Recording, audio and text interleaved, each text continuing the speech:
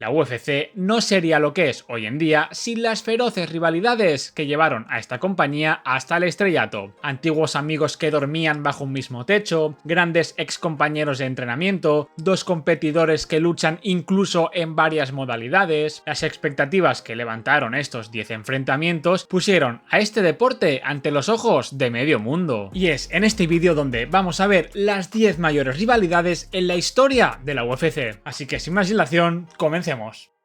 Nate Diaz contra Conor McGregor.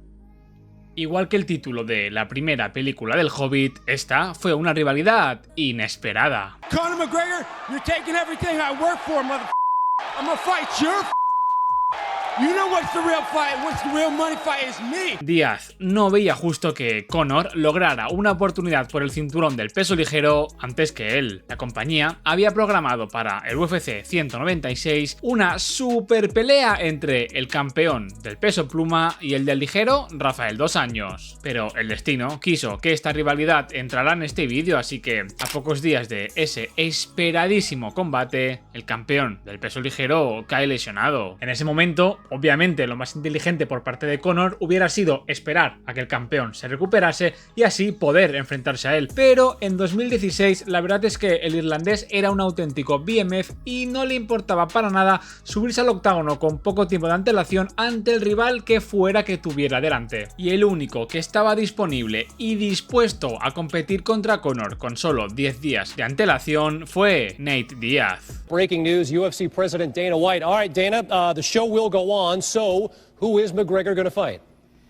He will fight Nate Diaz. Y así fue. En la noche del 5 de marzo, el aparentemente invencible Conor tendría delante al rival más grande al que nunca se enfrentó. Y la cosa salió mal. Muy mal. Díaz no caería como si lo estaban haciendo todos esos pesos pluma a los que Conor se enfrentaba, y tras 5 minutos donde el irlandés intentó sin éxito noquear a Nate, el estadounidense fue quien acabó finalizando a un exhausto Conor que se quedó muy pronto sin fuerzas. Y desde ese momento pareció bien claro que esta no sería la última vez que veríamos a estos dos peleadores compartiendo octágono. El irlandés se negaba a volver al peso pluma para defender su recién ganado cinturón sin antes poder vengarse de Díaz, y la UFC aceptó la petición de McGregor. Tanto fue así que programaron la revancha para que encabezase el histórico UFC 200. Pero a 4 días de la primera rueda de prensa oficial de esa cartelera, Conor tuiteó que había llegado la hora de retirarse.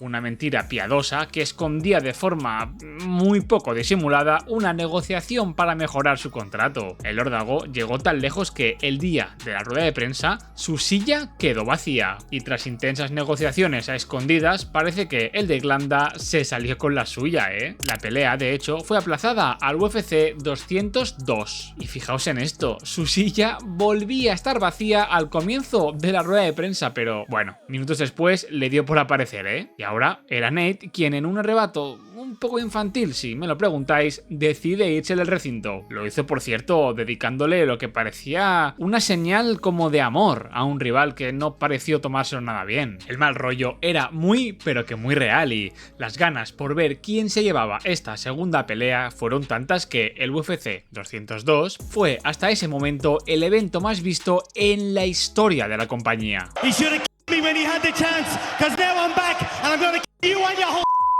La revancha cumplió sin duda con las expectativas marcadas, una absoluta guerra de 5 asaltos donde Conor aprendió de sus errores y gestionó muchísimo mejor sus energías para intentar doblegar a su rival a lo largo de los 5 asaltos. Al final de la lucha, y sin necesidad ya de aparentar un odio algo ficticio, los dos atletas se felicitaban por el gran desempeño de ambos en la pelea. Conor quedó justamente como el ganador de este segundo combate, igualando la rivalidad con una victoria para cada uno. Muchos años han pasado ya, pero me da la sensación de que ese empate no se quedará así para siempre, y estos dos antiguos rivales se volverán a encontrar algún lejano día. Caín Velázquez contra Junior dos Santos. Muchísimos fans que hoy en día siguen este deporte lo hicieron a raíz de presenciar esta intensa y legendaria rivalidad en los pesos pesados. En los primeros años de la década del 2010, Cain y Junior eran sin duda los Messi y Cristiano del peso pesado, dos gigantes del deporte que se hacían mejores con la presencia del otro. Velázquez llegó invicto hasta la cima de la categoría, ganando absolutamente todas sus peleas como profesional, logrando además el título ante el mayor nombre que había por entonces en la compañía, el monstruo de Brock Lesnar. Parecía que ese récord invicto continuaría durante bastante más tiempo. Sin embargo, en ese momento también había otro peso pesado que estaba pasando por encima a todos sus rivales sin conocer la derrota en la UFC, y es que el brasileño Junior dos Santos acumulaba 7 victorias seguidas tras su llegada a la empresa para llegar así hasta una oportunidad titular. Los dos mejores pesos pesados del momento pelearían por ver quién mantenía su invicto en la empresa. Todo apuntaba a que sería una lucha igualada, pero Dos Santos sorprendió al mundo ganando con suma facilidad, noqueando al campeón, pero la cosa no acabaría así. Un motivadísimo Cain, con el objetivo de recuperar lo que era suyo, aplastó a su siguiente rival para volver a ganarse el derecho a pelear por su antiguo título. Junior también venció su siguiente pelea, logrando defender su cinturón tras finalizar a su oponente en el segundo asalto, y tras una victoria para cada uno se volvieron a encontrar y,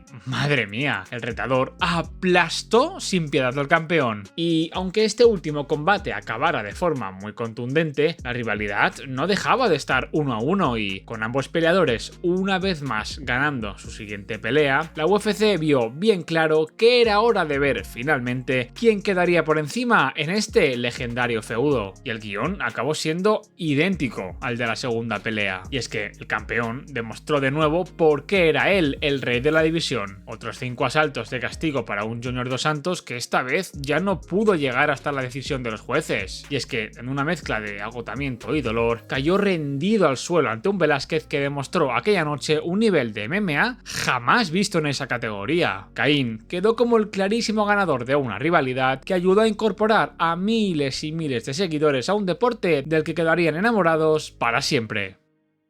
Brandon Moreno contra Deiverson Figueiredo. Estos dos tipos hicieron algo que ni el legendario campeón del peso mosca Demetrious Johnson pudo hacer jamás. La legendaria racha de 11 defensas seguidas del cinturón de la división más ligera de la UFC no fue suficiente para atraer la atención de un público que no era especialmente fan de una categoría tan liviana. Por momentos pareció incluso que la compañía se quitaría de encima al peso mosca. We've been talking about shutting down the flyweight division for about 3 years. Oh, really? Yeah. Pero si en los últimos años esta división ha vuelto a generar interés y recuperar prestigio, ha sido gracias a la inolvidable tetralogía entre Deiverson Figueiredo y Brandon Moreno. Jamás habíamos visto a dos peleadores de UFC enfrentarse un total de 4 veces dentro del octágono, pero brasileño y mexicano parecían destinados a tener una histórica rivalidad que tuvo entusiasmados a todos los fans de la UFC durante los 3 años que estos dos tipos estuvieron batallando el uno contra el otro. El de Brasil parecía un campeón imparable, con un poder nunca visto en la categoría de las 125 libras, pero cuando un aspirante con ganas de hacer historia para su país se plantó delante de ese supuesto monstruo, le hizo parecer muy pero que muy humano. Un empate en la primera pelea, en la que fue sin duda una de las mejores de todo el 2020, dejó maravillados a todos.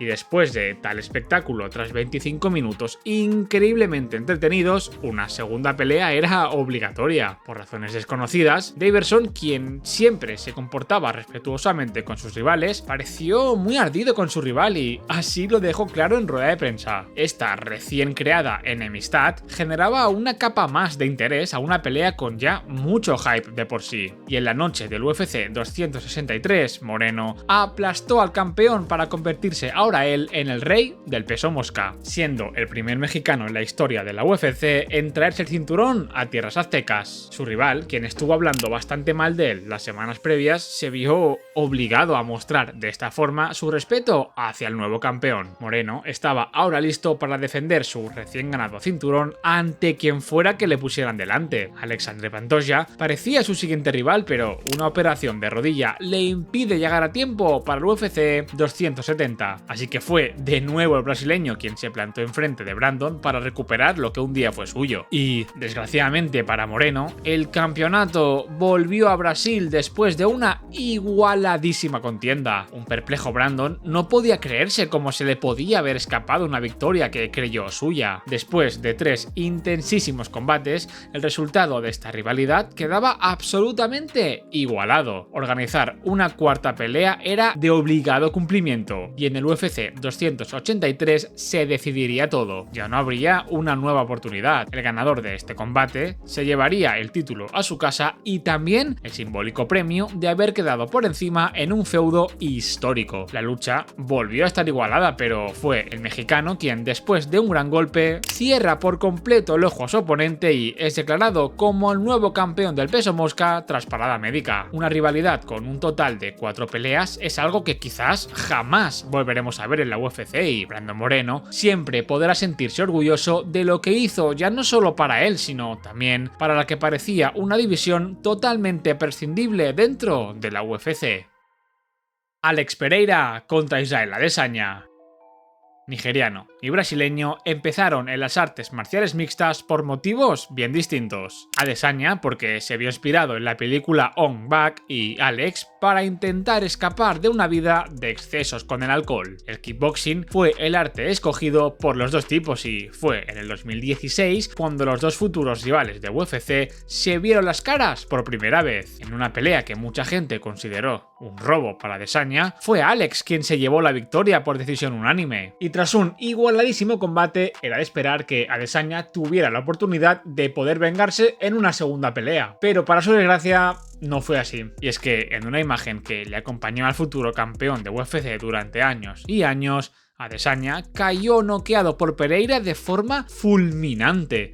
Y con una burleta del hijo de Pereira que el de Nigeria no olvidaría en un futuro. Y tras esa devastadora derrota, un tipo que ya había logrado ser campeón del mundo quiso buscar nuevos retos y dio así el salto definitivo a las MMA. Y su ascenso hasta la cima de este deporte fue meteórico, y es que, acumulando un récord de 18-0, Israel logra convertirse en campeón del peso medio de la UFC. Al mismo tiempo, su verdugo todavía continuaba en el kickboxing, donde, aun convirtiéndose, ojo, en doble campeón, su fama no era ni una décima parte de la que disfrutaba el de Nigeria. Y no fue hasta que este último, desprestigiando a Pereira, diciendo que el mayor éxito de su carrera era haberle ganado años atrás en el kickboxing, encendió una llama en Alex para dar él también el salto a la UFC y demostrarle ahí sí que también le pasaría por encima en este nuevo deporte. Y así fue, ¿eh? Alex aplastó a sus 3 primeros rivales de la compañía para plantarse las narices de su antiguo rival. Y en una de las peleas por el título con más hype de los últimos años, el reinado de Israel Adesanya llegó a su fin, y es que el campeón volvía a perder ante su verdugo, dejando ahora la rivalidad en 3 victorias para Alex y 0 para Israel. Con un resultado así, la rivalidad parecía acabada y muy poquita gente confiaba en ver a Izzy lograr una victoria ante su bestia negra. Pero en una legendaria actuación que silenció muchas de las críticas que recibió durante meses, el de Nigeria conseguía uno de los caos más virales en la historia del deporte, acompañado también de una icónica celebración. ¿Recordáis al hijo de Pereira y su burla ante Adesanya? Su padre era ahora quien cayó noqueado y su ejecutor no dudó en darle una valiosa lección, y es que Pereira Jr., quien ríe último, ríe mejor. Tito Ortiz contra Chuck Liddell. Desde su primer enfrentamiento en 2004 a el último en 2018. Aunque los dos peleadores del peso semipesado estaban destinados a enfrentarse, su relación era más que buena. Ambos atletas vivían en California y entrenaban muchas veces juntos, tanto que con el paso del tiempo surgió una buena amistad entre ellos. Incluso llegaron a compartir agente, siendo este el mismísimo Dana White antes de que se convirtiera en presidente de la UFC. Mientras Tito Ortiz reinaba en su división, acumulando hasta hasta 5 defensas del cinturón, su compañero de entrenamiento ascendía rápidamente en la misma categoría, sumando un gran número de victorias. Aunque era de esperar que, de forma inevitable, un enfrentamiento entre ambos acabaría sucediendo, Ortiz comentaba que los dos amigos hicieron un pacto para jamás pelear entre ellos. Pero de poco sirvió ese supuesto acuerdo, ya que en el año 2004, con un Chuck Liddell listo para llegar a la cima de la división y un Ortiz que recién perdía su título, la UFC organizó un combate entre los dos californianos para ver quién de los dos se situaba en mejor posición para poder pelear por el cinturón después. Su relación ya no era la misma que años atrás. La competencia y el deseo de ser el mejor les fueron distanciando cada vez más. La expectación era gigantesca para este evento. Es entonces cuando Ortiz proclama que se siente traicionado por Liddell al romper ese acuerdo hecho años atrás. El conocido como Iceman, sin embargo, negó por completo que hubiera dicho pacto y que, a ver, tampoco habían sido tan amigos, ¿eh? Solo Dios sabe quién de los dos está en lo cierto, pero al final lo único que importaba es quién saldría como ganador en este odiado enfrentamiento.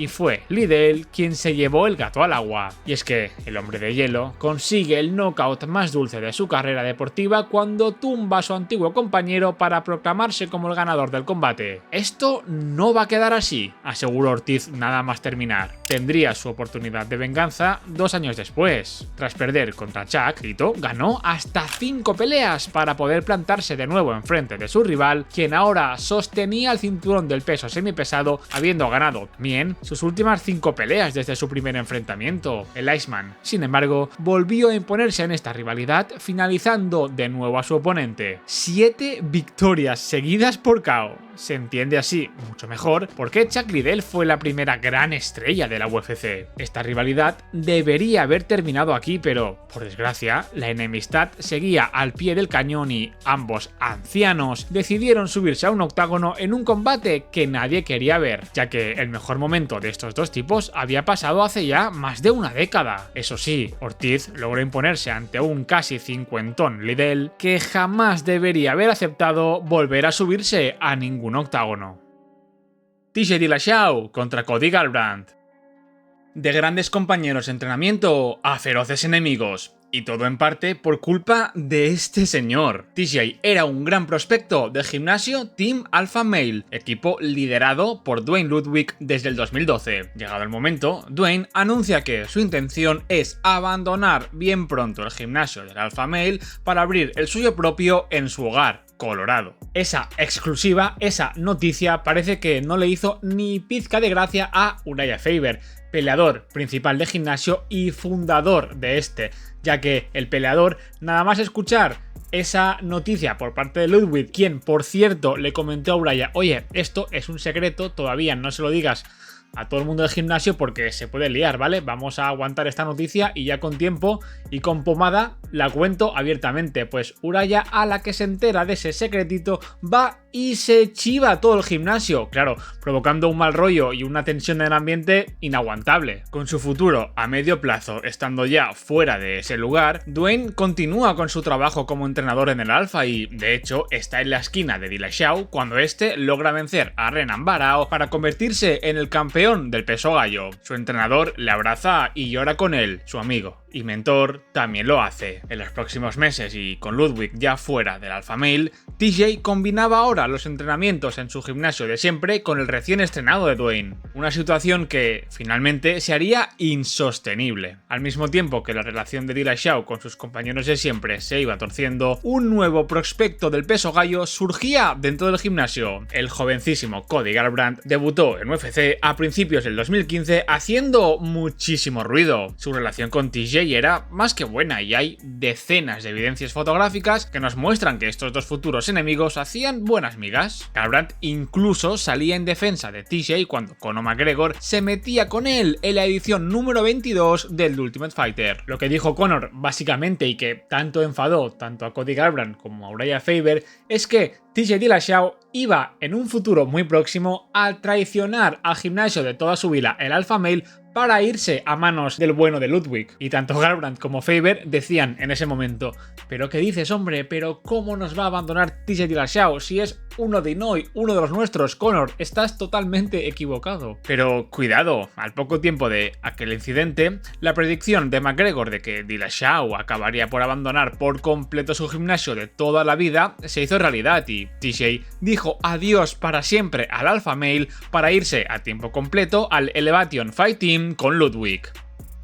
Y la verdad es que ese cambio no pareció irle del todo bien, ¿eh? Y es que en la primera pelea, la cual preparó por completo en su nueva casa, TJ perdió su preciado título ante Dominick Cruz a principios del 2016. Una noticia que seguro celebrarían con muchísimo entusiasmo todos los excompañeros que TJ tenía en el Alpha Male, ya que consideraban al Rubito un traidor no solo por el mero hecho de irse del gimnasio, sino por las formas utilizadas. Un Garbrandt escudado por Faber logra ese 2016 3 victorias por KO que le plantan delante del campeón Cruz, y Cody logra lo que su excompañero fue incapaz de conseguir, ya que derrota en una legendaria actuación a Dominic, devolviendo así el cinturón del peso gallo al Alpha Male. En ese mismo evento, TJ logró su segunda victoria tras perder el título, colocándose como el claro contendiente a pelear por el cinturón ante su antiguo compañero. La UFC sabía que tenía un caramelito entre manos con este combate y no duda en hacer una edición especial del Ultimate Fighter protagonizada con estos dos peleadores. Y el número de veces que Cody y TJ se enzarzan durante el transcurso del reality son incontables. Uno decía que cuando entrenaban juntos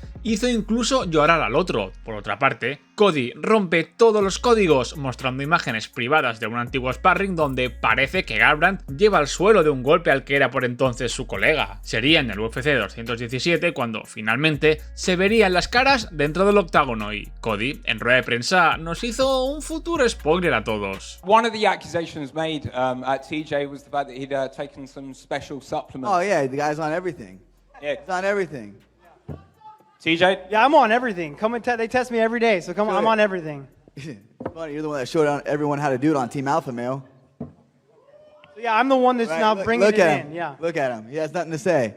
Llegados al día del combate, ambos peleadores tendrían que esforzarse y mucho por no dejarse llevar por sus sentimientos de odio hacia el rival y mantenerse así calmados y técnicos durante el enfrentamiento. Y bueno, uno lo hizo mejor que el otro. Aunque el campeón estuvo bien cerquita de retener su cinturón cuando casi noquea al retador a pocos segundos de terminar el primer asalto, es Dillashaw quien finalmente logra finalizar a su rival y fijaos la celebración increíble que tiene en su maldita cara. Después sí hubo una muestra de respeto entre ambos, pero el hacha de guerra seguiría en pie hasta el día de la revancha. Y en el UFC 227, Cody cayó esta vez aún más rápido que en la primera pelea. Y es que el que era en esta ocasión el retador al título dejó la estrategia completamente de lado y a los 4 minutos de comenzar la pelea, el campeón logra finalizar de nuevo a su mayor enemigo. Un Garbrandt que se volvió a dejar llevar por sus sentimientos se resignaba tras caer derrotado en 2 ocasiones consecutivas ante su rival más odiado. Para conocer más a fondo la brutal historia de Cody Garbrandt, os recomiendo ver el vídeo que le dedicamos en este humilde canal, que os lo estaré dejando por aquí por si queréis echarle luego un vistazo. Cody quizás encontraría algo de paz mental al saber que meses después de esa pelea, TJ dio positivo por EPO y fue sancionado durante 2 años sin pelear. ¿Qué creéis, gente, que hubiera pasado si TJ Dillashaw llega a estar limpio cuando se enfrentó en aquellos años a Cody Garbrandt? Con Dillashaw ya retirado, esta es una pregunta que jamás tendrá respuesta. Anderson Silva contra Chael Sonnen. Hoy parecen 2 increíbles amigos, cuyos caminos siempre han ido de la mano y los años de amistad les hacen disfrutar de grandes momentos juntos. Pero unos pocos años atrás, brasileño y estadounidense tuvieron una de las rivalidades más míticas de la UFC. A ver, no parecía tampoco que había un odio real entre estos dos peleadores, aunque Chael Sonnen sí proclamaba muchas veces su antipatía hacia el histórico campeón del peso medio antes de enfrentarse a él. En los meses previos antes de este primer combate, Chael intentaba intentaba hacerle ver a la gente que ese mágico campeón admirado por todos no era más que un fraude. Así que Silva le retó a que convirtiera sus palabras en hechos. Y en aquel 7 de agosto del 2010, el retador jugó con el campeón como si fuera un novicio. Pero tal y como ya os enseñé en este vídeo que os dejo por aquí, el pobre americano acaba sucumbiendo ante el campeón a falta de 2 minutos tras caer sometido en una de las derrotas más dolorosas en la historia de la compañía. Una actuación legendaria de un peleador que, aunque no fuese suficiente para conseguir el título, sí lo ha sido para que la compañía anunciase en el 2024 la inclusión de esta pelea dentro del Salón de la Fama. Un bache que podría hundir a casi cualquier humano, y más aún después de todas las burradas que Sonnen soltó por su boca hacia el estoico peleador brasileño. Y en un ejemplo de no tirar nunca la toalla y continuar peleando por un objetivo, Chael logró reponerse, y de qué forma, ya que para intentar volver a enfrentarse a Silva y así poder rematar la faena que casi terminó la primera vez, finalizó a su próximo rival en el segundo asalto, y cuando terminó el combate, esto es lo que dijo. Anderson Silva, you absolutely suck. I beat you. You leave the division. You beat me. I will leave the UFC forever. En el UFC 148, Chael puso sobre la mesa esa promesa de abandonar la UFC en caso de una nueva derrota, pero tras un primer asalto donde sí logró repetir la historia del primer combate, controlando al campeón en el suelo sin apenas resistencia, Silva logró mantener la pelea de pie en el segundo round, y es ahí cuando su inmejorable striking salió a relucir ante un Sonnen que volvía a perder la oportunidad de hacerse con el cinturón de la compañía. Y aunque no abandonara la UFC y la rivalidad acabara con 2 victorias para su rival y ninguna para él, estos 2 combates quedarán para siempre en la retina de todos los aficionados de este deporte. Let me tell you something, Jill. You never come to my house to my barbecue, man. Why? Okay, here's the thing. I didn't think it was a sincere offer. You need to come, please. In Brazil?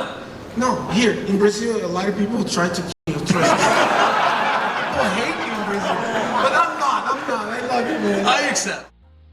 Esas rencillas que finalmente con el paso del tiempo terminaron arreglando Silva y Sonnen son las que podemos arreglar tú y yo si eres una de esas tantísimas personas que ve el contenido sin estar suscrito. Eso a mí me pone tremendamente triste, pero creo que como Silva y Sonnen también nos podemos reconciliar si le das al gratuito botoncito, va. Espero que muchos me hayáis hecho caso y nada, sigamos con el vídeo. Jorge Masvidal contra Colby Covington.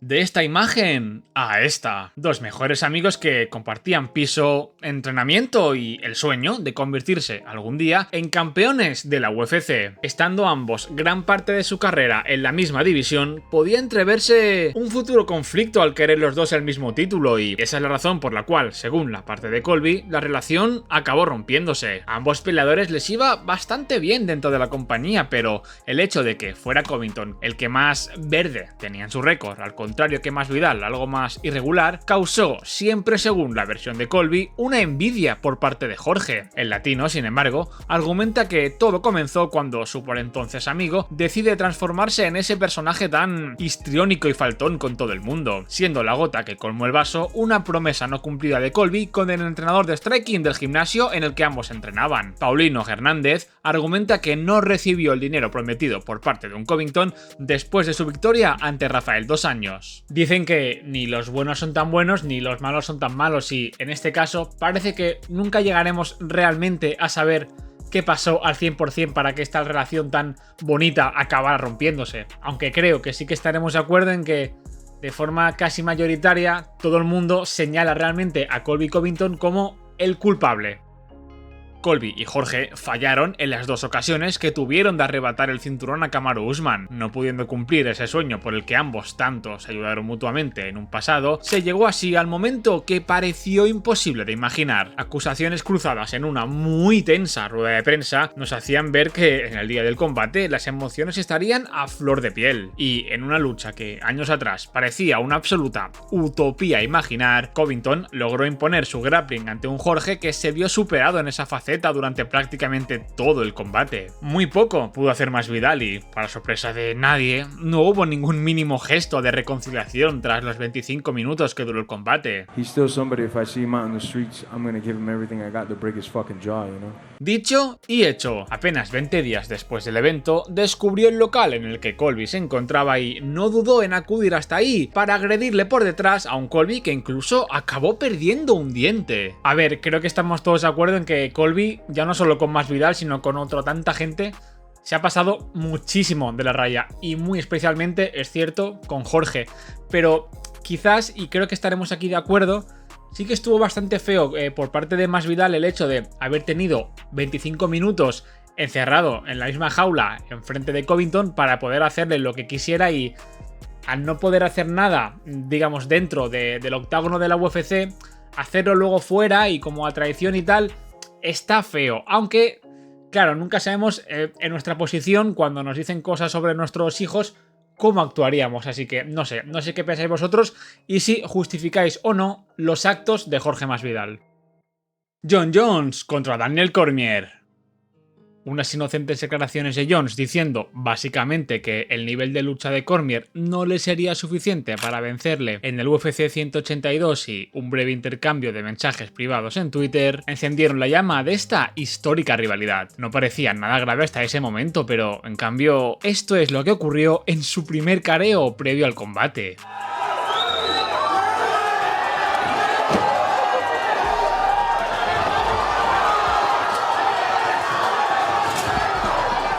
Es curioso pensar que si el Chocas hubiera estado ahí en medio para separarles, esta rivalidad quizás hoy no existiría. Después de este incidente, la rivalidad ahora sí era real. Todo parecía apuntar a que Jones, quien ya sumaba 7 defensas de su título, afrontaba esta octava ante su rival más duro hasta el momento. Llegados al día del combate, pudimos ver una gran lucha entre estos dos grandiosos peleadores. Los primeros asaltos estuvieron bastante igualados, pero un Jon que incluso llegó a derribar al peleador que prometió ser muy superior en la lucha, logró imponer finalmente su estilo en los últimos rounds. Jones ganó el combate por decisión unánime, dejando hundido a un pobre Daniel que se quedó sin título y sin récord invicto. Y como el único ser humano en el planeta que puede acabar con Jon Jones es el propio Jon, el campeón volvía a tener problemas extradeportivos y esta vez fueron extremadamente graves. Y es que a pocas semanas de su pelea en el UFC 187 ante Rumble Johnson, donde intentaría sumar su 9ª defensa del título, un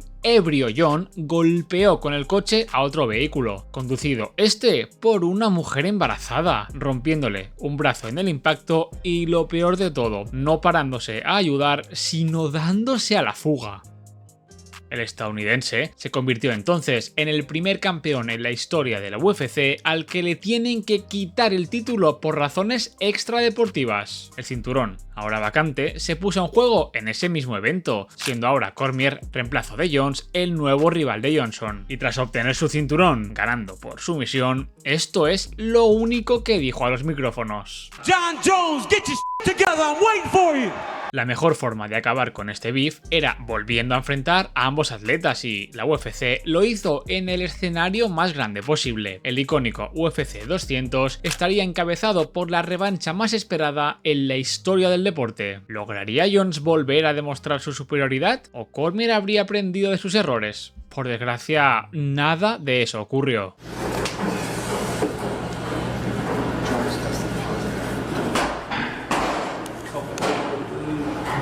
Jon Jones marcándose de nuevo un Jon Jones. Salió el propio peleador entre lágrimas a disculparse en rueda de prensa, pero ya nada iba a cambiar el hecho de que la pelea fue cancelada y Jones una vez más fue sancionado. Y adelantando el tiempo un año más hacia el futuro, y ahora sí de forma definitiva, el UFC 214 sería el evento que lo decidiría todo. Al igual que en la primera pelea, la lucha empezó bien igualada, pero esta vez Jones se sacó de la manga venga una histórica high kick de la que el pobre Cormier no logra reponerse, volviendo a caer derrotado ante su rival más odiado. El coronado como nuevo campeón parecía un hombre nuevo y ahora tenía grandes palabras hacia Cormier. Pero ay amigos míos, apenas un mes después de ese enfrentamiento, la pelea queda declarada como sin resultado por un nuevo positivo de Jones. Dos tipos que parece jamás harán las paces tuvieron uno de los feudos más intensos que han habido en este deporte y yo humildemente vivo con la esperanza de que algún día bajen el hacha de guerra.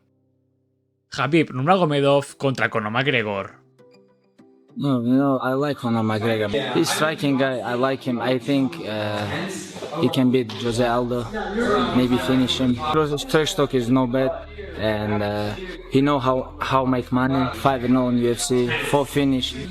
These guys know easy, man. Se hace muy raro oír a Khabib hablar así de bien sobre Conor, ¿verdad? Igual de raro que ver esta imagen de ambos peleadores o sus amistosos intercambios de mensajes en Twitter. No fue hasta unos años después cuando la llama de la rivalidad empezó a arder. Un McGregor en su mejor momento logró no solo el cinturón del peso gallo, sino también saltarse toda la cola que había en el peso ligero y capturar también ese título sin haber peleado nunca antes en esa categoría. Esto es algo que no le hizo ni pizca de gracia a Khabib. Your guy, beginning of the year, he tap like chicken. End of the year, he fight for the title. Crazy. I wanna fight for your chicken because this is #1 easy fight in lightweight division. Con el ambiente ya algo caldeado, unas críticas declaraciones del ruso Artem Lobov, amigo íntimo de Conor, acerca de Khabib, enfadaron y mucho al daguestaní, quien le pidió explicaciones al día siguiente con un pequeño bofetón en toda la cara a su compatriota.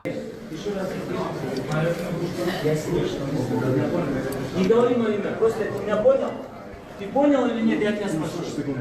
Ты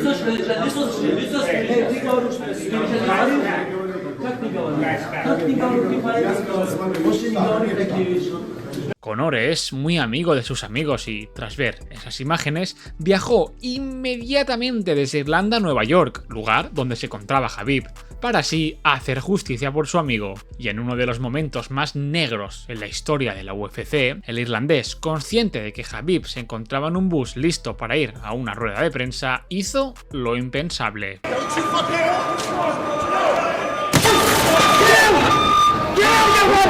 Ese deleznable acto le llevó incluso a pasar la noche en los calabozos y, aunque ese acto fuera más que condenable, esto es un negocio, chicos, y la UFC no dudó en utilizar el accidente para promocionar aún más la pelea, la cual, por cierto, se calentó aún más, si eso era posible, en una rueda de prensa muy, pero que muy oscura. El mundo entero pareció pararse aquella noche de octubre del 2018 para ver quién de los dos salía como el ganador de esta rivalidad, y en la que seguramente quede para la eternidad como la pelea más grande en la historia de las MMA, el ruso cumplió su promesa de aplastar a McGregor. No satisfecho con eso, Nurmagomedov se volvió completamente loco e hizo lo nunca visto, saltando la verja para liarse a porrazos con el equipo de Conor. Los años pasarán y veremos grandes rivalidades que nos harán increíbles momentos, pero cuesta mucho imaginar que algún día veamos algo tan gigantesco como esto. Pues bien, se acabó el vídeo, mi gente, gracias por haber llegado hasta aquí, gracias a todos los que sois miembros del canal y muy especialmente a los que estáis en el tier de campeones, ya que os considero gente fantástica, divina e incluso refrescante, diría yo. Y nada, nos vemos muy pronto con otro vídeo. Hasta luego.